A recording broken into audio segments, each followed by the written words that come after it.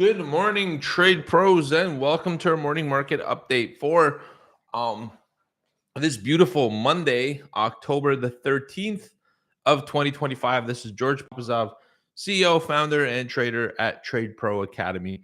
And I'm back to morning market updates. And I just want to, I know this is like the third or fourth one we've done, but I want to let you all know we're going to be doing them every single morning at 9 a.m. I think it's an important part of the day. I did discontinue doing them in 2022.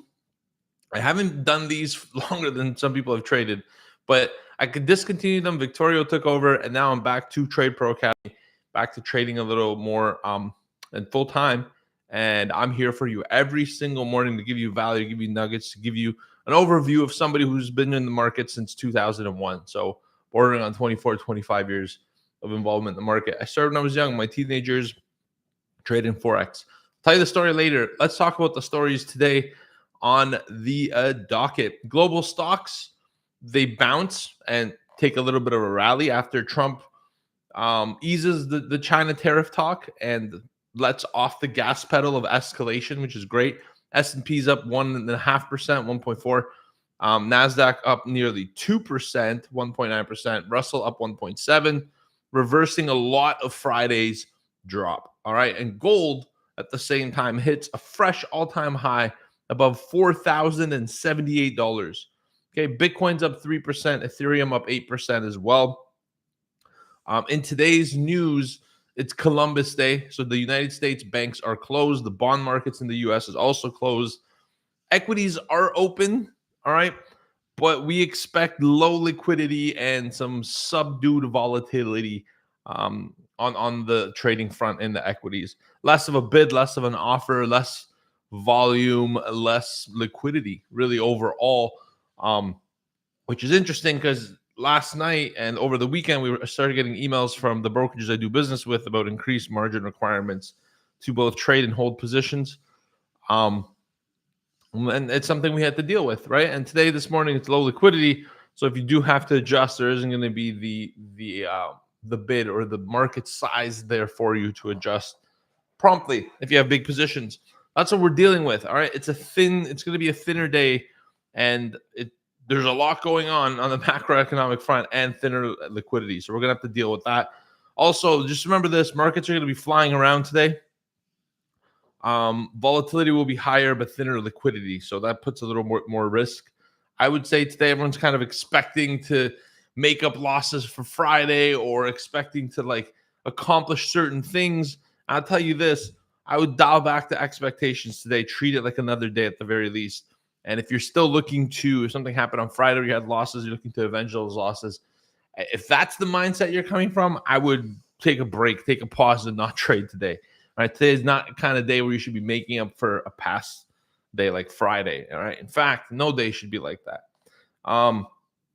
All right, here's some updates overnight on China and U.S. Trump has said U.S. wants to help China, not hurt it. All right. He also said that Xi was amazing. Pumped his tires a little bit and said the meeting is still on in the coming weeks with President Xi and Donald Trump. And so it can't really be that bad if they're still willing to meet. This escalation and the 100% tariffs that were promised on Friday, did spook the market. But this morning, it's a de-escalatory tone. Unless, I'm going to tell you, be very careful today, unless you have a tape bomb event again, that one thing leads to another and it re-escalates, then we can have more selling. For now, the fear is kind of curtailed. It's pulled back. We're on a bid. We've recovered more than, I think, half of the losses on Friday overnight. So in the U.S. session today, despite the thin volume, I do think we're going to see a little bit of a bid and upside. But we'll talk about that in a moment. Okay, here's the thesis. We're expecting de-escalation and mutual concessions over time between the U.S.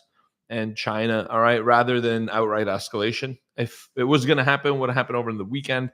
And if it was going to happen, things that did happen wouldn't have happened, such as, both agreeing that the meeting is coming up, both saying we look forward to meeting with one another, showing respect, etc. We just continue to escalate, and it would have escalated a lot more already. So the pressures are off.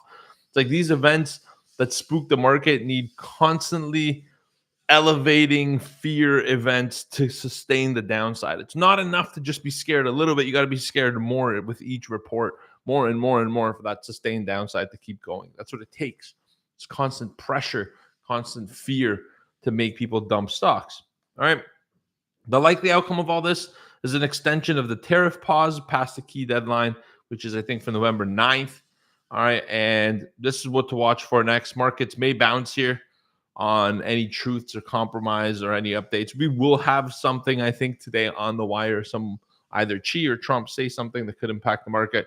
So if you're trading today, that adds another depth of complexity to your trading day. You have low liquidity, you have probably high volatility, and you have to watch the news wire all during Columbus Day when banks and bond markets are closed. All right. There's still a bit of fear in the market. Safe havens are up, gold and bonds. And that's kind of the things to watch for. This week, because the government shutdown is now into its second week and counting, we're not going to have many economic news. We did hear that we're going to get a jobs number before the Fed, like as a one-off, to give another data point before the Fed meeting. It's delayed, and we're going to get it this month for last month. So we are going to get a jobs number. Everything else, though, is shut down, obviously, right? A lot of the reports that report these numbers aren't operating, so they can't generate the numbers we're looking for. Therefore, the market has to focus on something, and it's going to focus now even more on what it has, which is earnings. All right, today we have 7 companies reporting earnings. Tuesday, 23, Wednesday, 32, Thursday, 32, and Friday, 18. So all of that is to say that earnings season is ramping up. All right, tomorrow we kick off the earnings season officially, which means it's all the banks reporting. You have JP Morgan, Wells Fargo, Citigroup, and all going tomorrow. Okay, there's certainly things to watch for there, but that's kind of where we're at. All right, and then after that, every single day you're going to have more and more reports for earnings.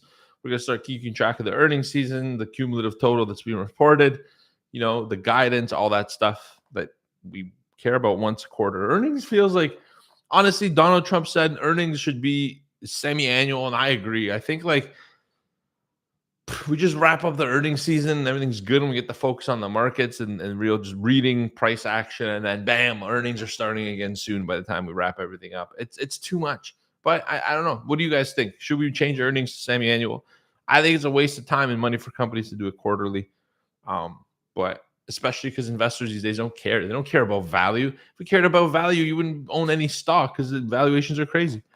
Okay. Speaking of valuations, I'm going to turn around and look at the comments, by the way, and answer some of the questions you have. So pop them in there. I'm going to do that in a few minutes. And I'm going to do the last segment, which is the option structure read of the day. All right. So here's the deal. I look at the next 3 expiries, October 13th to 15th, and from that data, I could extract and pull trading levels, actionable trading levels, and a plan for the S&P 500 market. All right, here's how it looks on the call front between 6780 to 6800, and